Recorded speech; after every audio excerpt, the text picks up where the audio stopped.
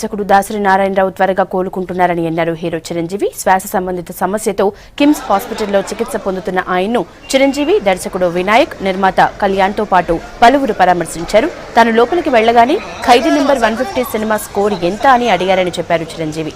దాసరి ఆరోగ్యంపై ఎవరూ చింతించాల్సిన అవసరం లేదని అన్నారు. 2 రోజుల్లో మామూలు స్థితికొస్తారని అన్నారు.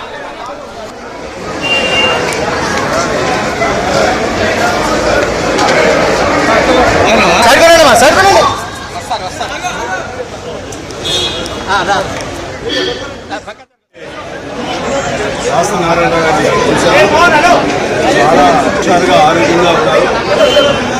చాలా మంచి పరిస్థితి.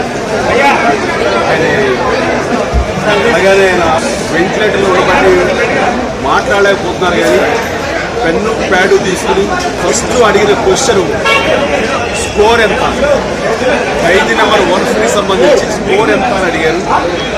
ఈ సమయంలో కూడా ఆయన ఆ సినిమా గురించి అడగడం, దాని కలెక్షన్స్ గురించి అడగడం చేసుకుంటే వండర్ఫుల్ గెస్చర్ ఇచ్చారు.